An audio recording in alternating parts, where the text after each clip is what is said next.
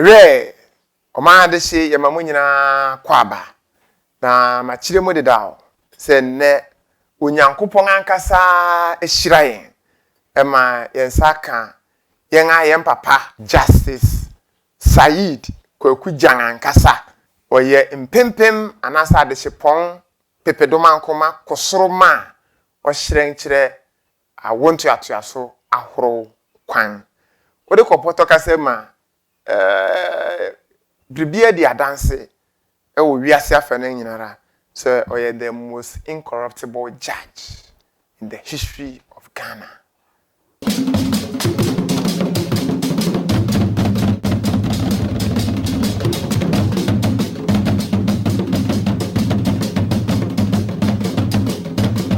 Professionally, what are some of the experiences that you can share in terms of how unwavering principles that had become pillars of your life spoke in your absence? I believe as a judge, obviously, it's your judgment. I'll speak for you. Okay. And so if for 5 years as a judge, and then subsequently I was a Court of Appeal judge for about 3 years, there were practically no appeals against my judgments. Okay. Whether at the Court of Appeal or the High Court, that it meant that by God's grace, my work itself was accepted by the people who had suffered from the judgment or had gained from the judgment. They accepted it as fair. You know, so that's that basically. Now, also as a lawyer, even now, you know, people still, they beat me and say, my father used to say, you were his lawyer, that you did this case for him free, you wrote his will for him free, and so many years, almost 50 years after, people still meet me and they talk about my work as a lawyer, and even now as a judge. It's something that I'm grateful to God for. Okay, is it fair for me to say that like your conscience has been your master in life? Faith in God translates into a fertile conscience because you don't see God, right? Yeah, with your physical eye. With your physical eyes. But you are dealing with human beings and you ought to be fair, right? Fairness and justice, essentially from my understanding, stand on the pedestal of a clear conscience and a good heart. Because it is only when you know that whatever you do, you will be judged. See, God, you will say maybe when you are dead, but when you are alive, your mind, there is the English, they have something they call the still voice. Still small voice. Yes. Anytime you are doing something that is not right, there is some still voice that will tell you. Then, if you listen, you stop and review your situation. Otherwise, you just shut it up and go ahead. So the most potent part of a human being is your conscience. Because that is what guides you to do right or wrong. Without thinking about a policeman arresting you, or a soldier arresting you, or anybody else following you. It's your conscience that you sleep with. It's your conscience that you go everywhere with. It's your conscience that will lead you to truth. Right? And to keep you, everybody is a human being, you make mistakes, right? Okay. Yes. But if your mistake is not the result of, in law we have inchoate consideration, considerations like because you get a benefit. Eh? Aha. So that is the only way as a judge or even as a lawyer you can, or any professional. But because you know that the consideration first and foremost is God, who is the ultimate rewarder and also eventually will punish you for wrongdoing. It will make your life very easy. Okay. And it will make whatever work you are doing very easy. Okay.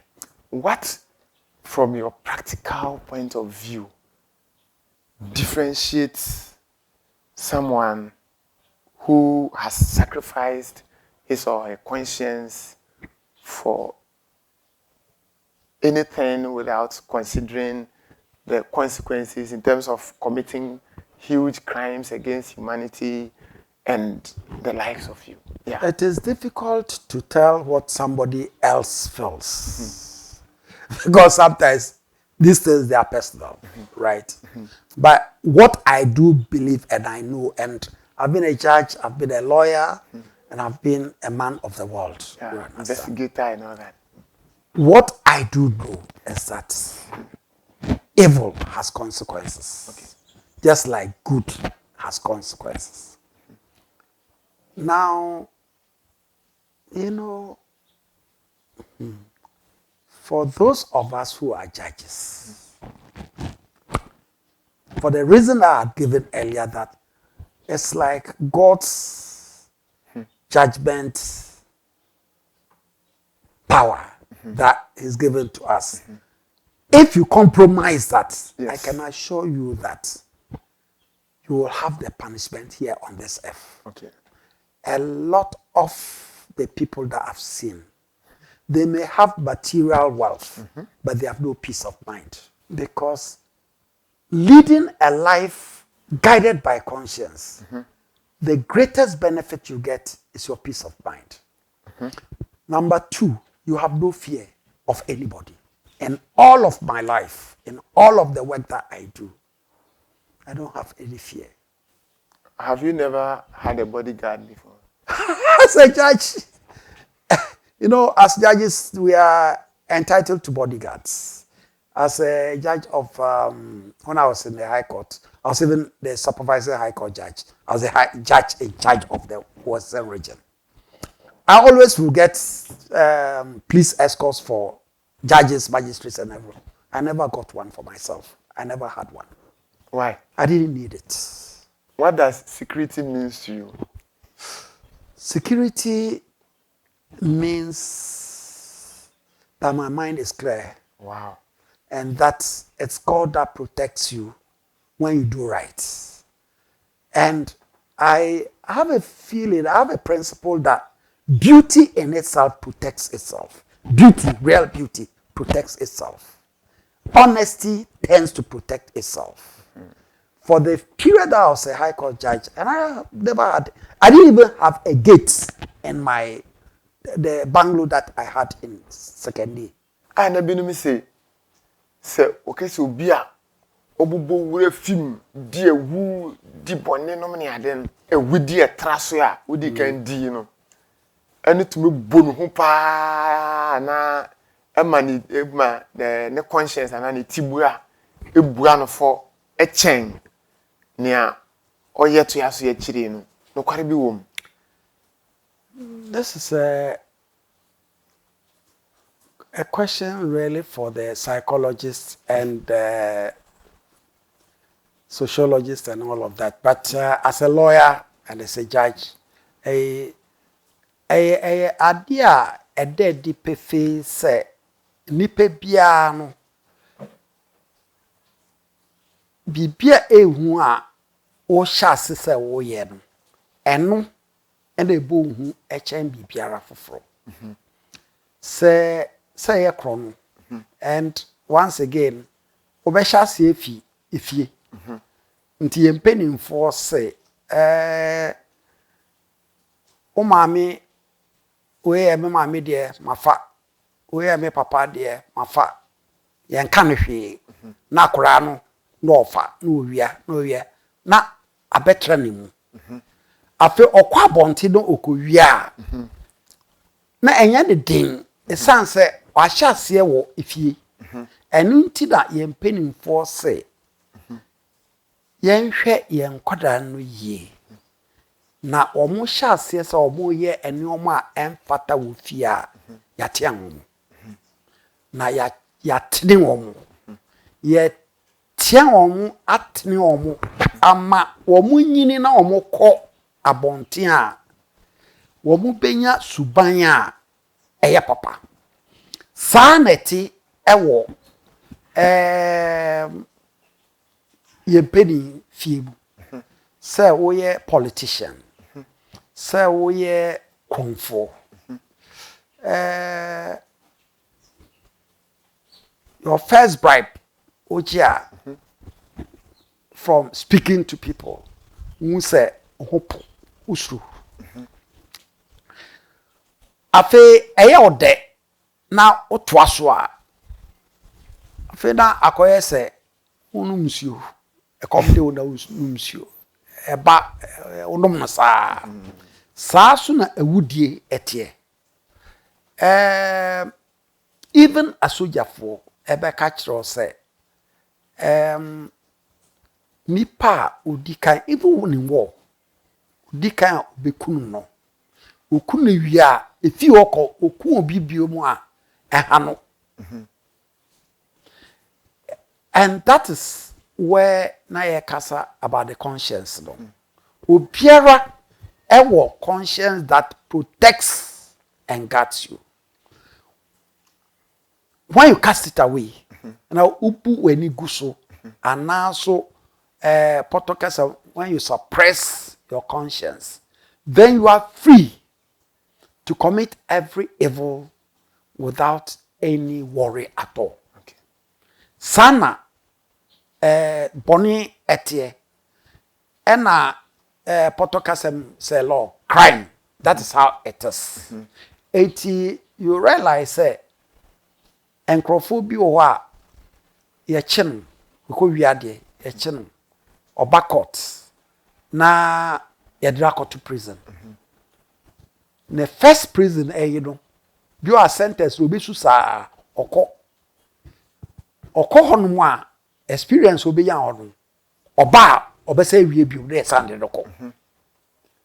It's same what those who are involved in sa eba omo pass kokunwi eba omo pass ko yese ne nyina no suban aw suban eni se wo hye bibiase na wo twaso na ebeye abeye abeye se bibia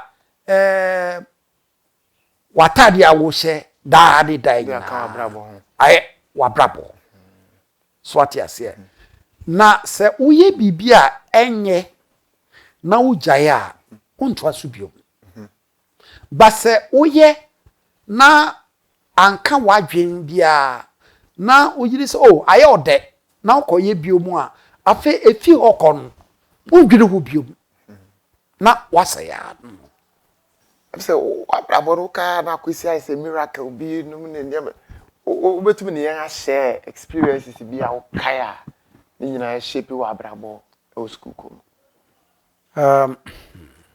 me first school me co university I was apart from Commonwealth, I was in Commonwealth in the University of Ghana. Oh, mo. Yes, 73 to 78. Now, apart from being the secretary of Commonwealth JCR, I wasn't in direct leadership, a position, but I was very, very activist in the university. Students, and activities, students, drumming. Now, one very critical experience I mean, university. Any me go final year in the law school. Students, you know, that time here say Kutwe Champong, no a military leader, say when fee a communal swa young school, enti ya call strike, students no call strike. Me classmates, no the lawyer there, he was the Duke's president at that time, and he was a final year lost. Now. Eventually, when it got to a point where Kutwe Champong no also say ansan ko school a obetwa scholarship. And at that time the student front was collapsing. Eti meeting I say would there Kutwe Champong say untwa scholarship. That time there was the University of Ghana, KUST, Edike Coast. There were no private schools, only 3. Eti I can say a coffee, any coffee. So untwa scholarship. Unfortunately, so maybe Kumasi where my parents maybe are not meeting. Yeah. Me ba Accra visit one time, and I may better say a final year law students let's say one can university for no now law school for a different. Inti one no school almost one kodo decision almost take you and count inti one esanko school, and I felt that it was such a shocking letdown. It was a betrayal. Young law students in school, everybody knows say agitation behind a law students now ye DM. The NUX president or a final year law students. And yet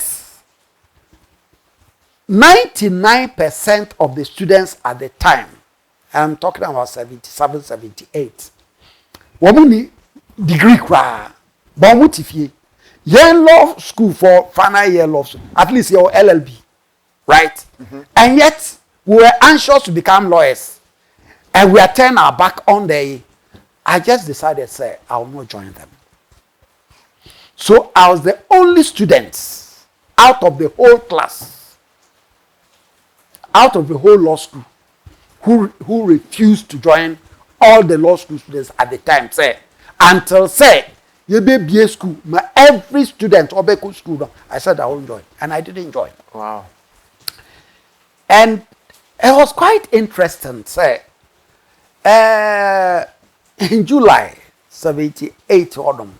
Now I was also that time. No, I'm a General Secretary of Ghana Muslim Students Association, and there was going to be a conference, a festival of youth and students in Havana, Cuba. And I was chosen to represent the Muslim students on that journey. It was supposed to be for 3 weeks.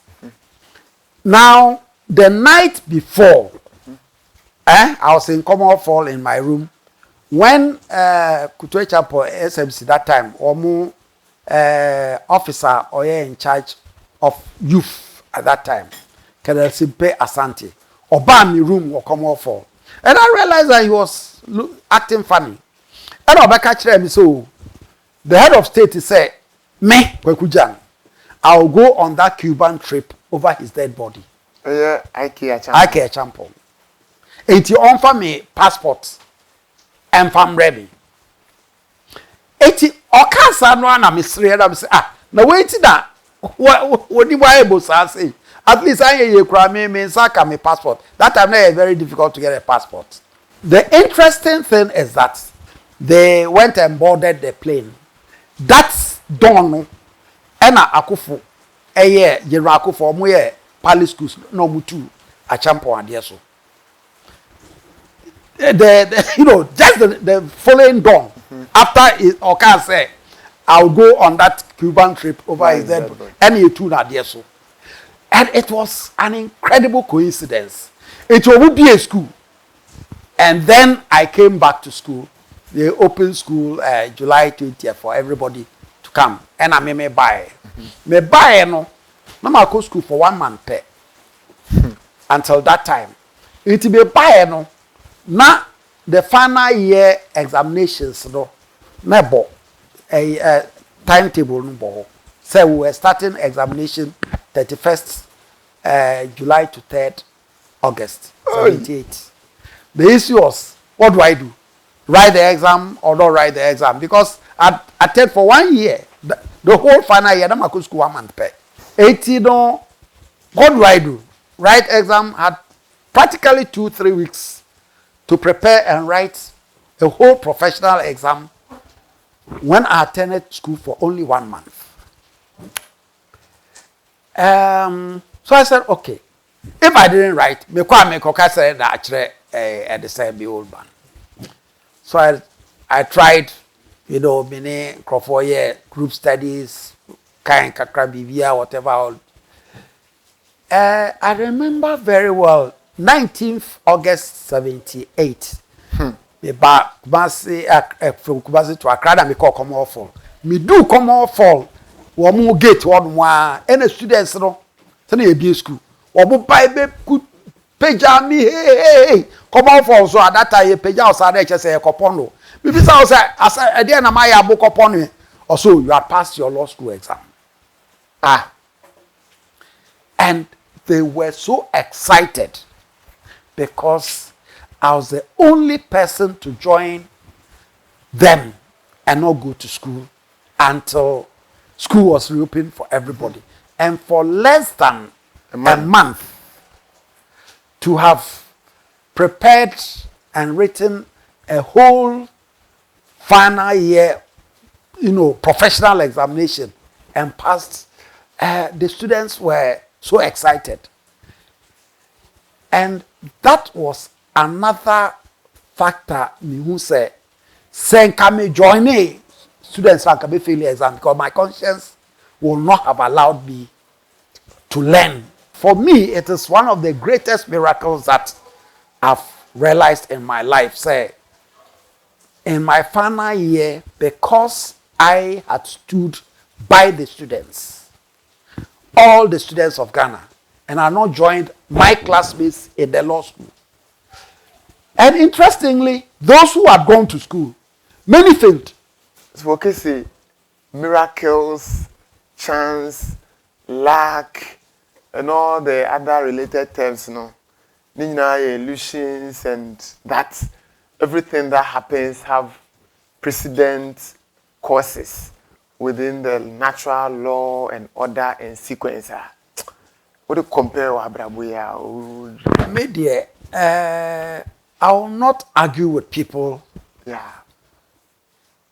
If they agree that there is luck, if they agree that there is miracle, but me, I'm saying what I've experienced in my life, and your story, and your fiction, and sa and your man me experience your life, sa me final, and my classmates they knew. Yeah.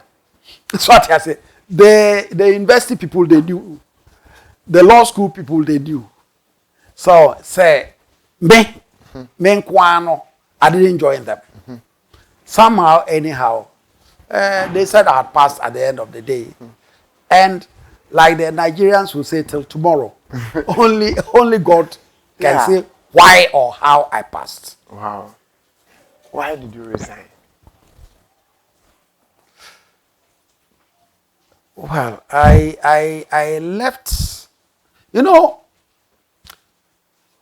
being a judge is something I loved. I got to love it. And I did my best as a judge. But, 2018,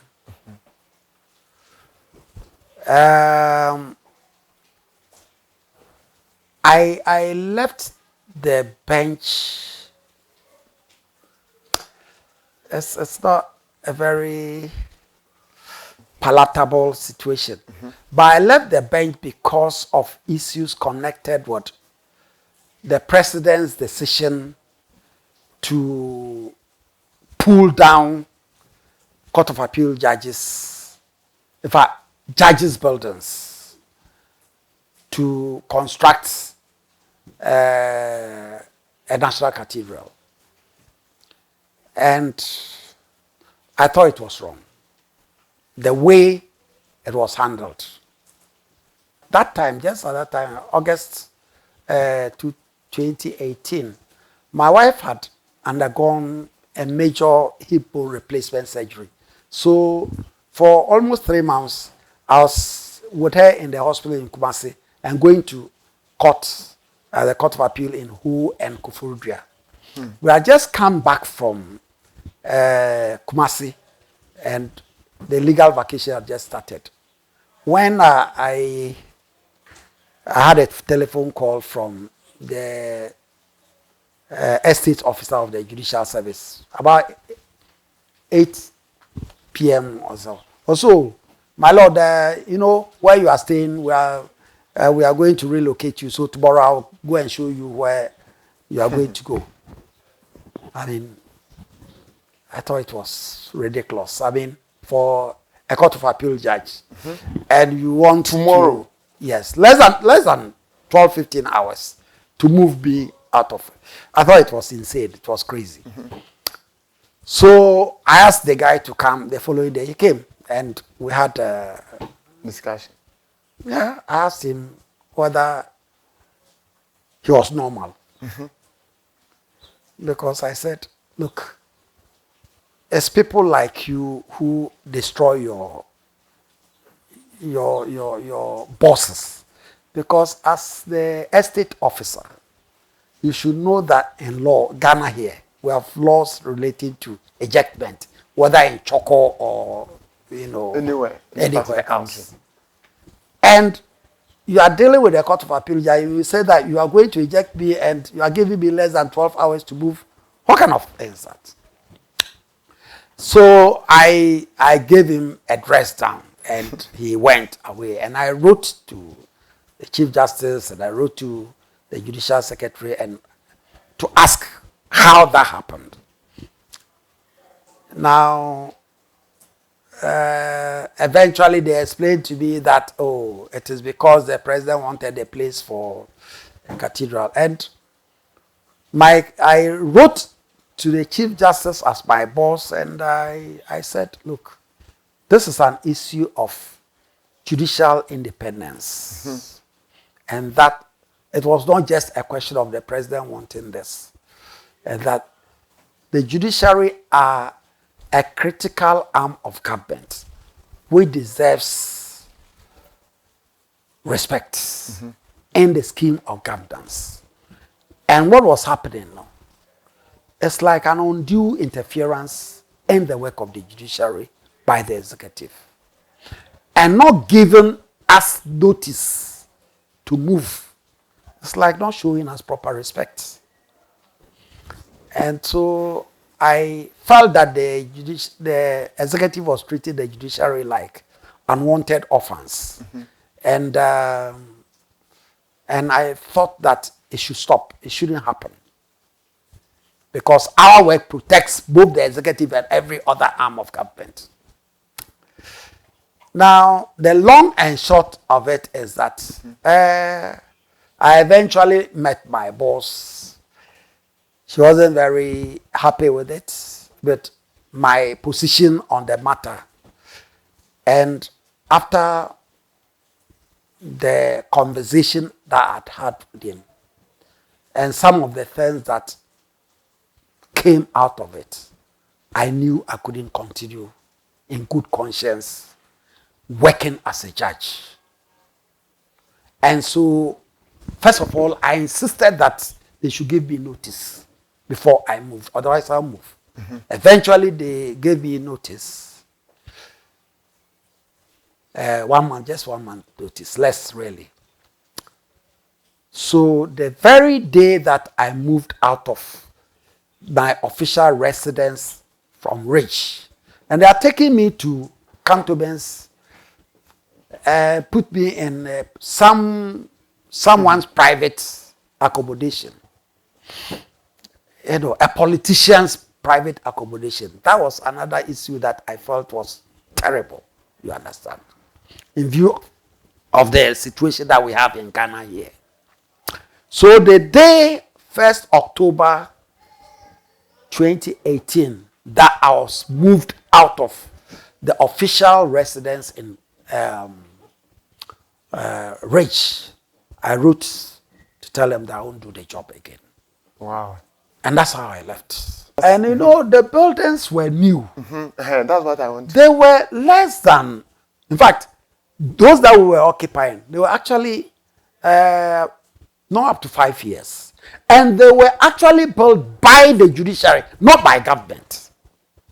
And for me, it was more painful because that was the second time that I was being wrongly moved out of government accommodation. When I was transferred from Sekondi and brought to Accra, I didn't have accommodation. I was staying in my village in the Kutsi, 9 miles to Mankesibi, and coming to work in Accra every day. When were you, expected to arrive at work? Well, normal time. Normal time. 9 o'clock we start work. Normal time. And from Mankesim to Accra, the route as it is and the distance. Yes, I was going there. And then that time the Chief Justice Georgina Wood, she was on an assignment in Kenya. And so Justice Atugba was the acting Chief Justice. So one time he called me and said, he said that I don't have accommodation and I'm traveling from Mankesim and coming to Accra work. And that he felt it was so dangerous. If there was an accident, what will the judiciary justify it? So, but they didn't have accommodation yet, but there is one Court of Appeal judges, a Court of Appeal judge had died at the time, and that the wife was occupying a particular area. So the least he could do was to pencil B on that property. So when the woman left, then I could come and occupy. So the woman left and I came to occupy. Just the following day after I'd come to occupy, a young man came and, to my house and said, they had sold that bungalow. It was near American Embassy at Cantonments. To him in 207. And that there was this judge who was there. The judge had died. And so now that the wife had left, he was coming only to come and find me there. I said, well, even my wife was the one who told her that we had been brought there by the Chief Justice. So if you had anything, you should go and see the Chief Justice. I fought that eviction for 3 years. Then eventually, interestingly, along the line, the young man came to me and said, well, my lord, this thing, I've borrowed money to reconstruct this place, and I'm in debt. You are here. I cannot move you. Let me have a deal with you. I will give you an option. Go and rent any house you want. I'll pay 4 years advance. And then I'll give you $14,000 for inconvenience. I looked at him and I said, do you know the person you are talking to? He said, yes, I am. Say, if you don't leave this place in 5 minutes, I'll change your sleeping place. And then the guy left. So eventually, as a result of that, they built those... at the ridge? Yes. They were specifically designed and built for Court of Appeal judges. And then I was taken from cantonments and sent to the ridge. Is it correct or fair for someone to say that that place was acquired and built by, or designed and built by the judicial service? No, it was the judicial service itself, arising out of the story that I'm telling you. As a result of your... Yes. Yeah. There was an old building that a High Court judge was staying there, and they pulled it down and built. So there were 6 buildings that they had finished 3. The other 3, one was at the roofing stage, and the others were at the... But the first 3 had been finished, and that's where I moved in. And so I couldn't understand, and I said, And the issue I raised with my boss was that, so there's no free land anywhere in Ghana that the president could build a cathedral apart from coming to pull down these buildings that we, as a judiciary, from our own internally generated, had constructed. I didn't think that it was right. And so because there was that misunderstanding, I realized that I could not in free conscience continue and my own conscience in the way the whole thing was being handled and to continue to work freely and properly. And that's why I left. From all these experiences, is it fair for some of us outside the judiciary to ask how independent the judiciary is? Well, constitutionally and legally, the judiciary is supposed to be independent. But like every institution, it depends upon who are operating it and the individuals within. Independence ultimately will depend upon each judge and each officer. And it is not only about the judiciary, it's about every public office. As for the executive, to be fair, they are human beings. They have power. And when you have power, like one guy said, it says absolute power corrupts and absolute power corrupts absolutely. Yes. Now, everybody who has power tends to abuse that power. But there must be checks and balances. So in all offices, public offices, all institutions, individuals working there must know that each public office has a vision and a purpose in the whole scheme of developing a nation. The executive have their role, the legislature have their role, the judiciary have their role, just like the public officers. But if you don't see yourself as serving the states and the nation, but you think that your allegiance is personally to an individual, whether it's a president, whether it's a principal secretary, whether it's anybody, then the institutions will fail. And that's why in many places in this country, our institutions are not working. Because the executives are interfering unduly. The executives have their role.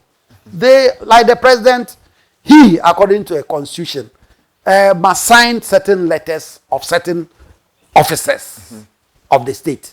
But the fact that the president signs your letter doesn't make you his slave. That all of you are performing a role for the state. Sure. If we all understood that way, the president will do his job well.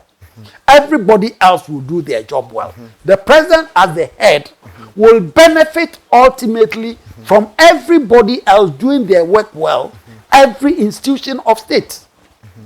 If the president doesn't see it that way, and he thinks that because he signed somebody's letter of appointment, the person should deal with him as if he were his slave or his servant or something, then ultimately the president will suffer, because that person who will not do the right thing is corrupting his position. Right? So, for instance, like a judge, if because the government at any given time is interested in a particular case and they get a judge to do their bidding, right? How often will the government have a case? But the judges have many cases. So any judge that would listen improperly to, control or direction or order from anybody, whether it's the Chief Justice or, but for this matter, let's say the President, who is the appointed authority. Then we should know that if he breaks the law. In other words, he breaks justice by serving the interest of the government in power. That one case that he will do for you, he will do 99 cases for himself. And so, in other words, the judiciary then will be destroyed. So, it is not just sufficient for the president or the government to think that, oh, we trust that the judges will do what we want. And that is why it is so important when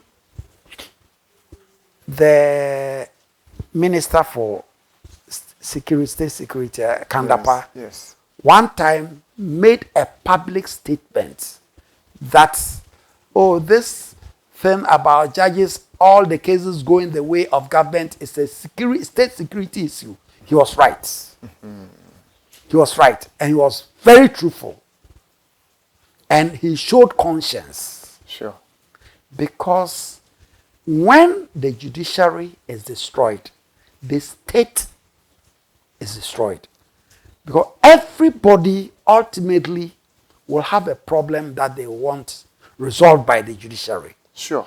If they cannot trust the judiciary as an institution, then the state is lost. Omanga de she mo hu bi mati bi ni akechi na doso ye Justice Saeed Kwaku Gyan o nsem ka na e de nade ni besi ha e be san atu aso bi o e ma munyina mo ni hwe e ma mo ni ti a ade she dinga ne Fapempong Abrabɔ Fapempong jumede no e kura mo pintin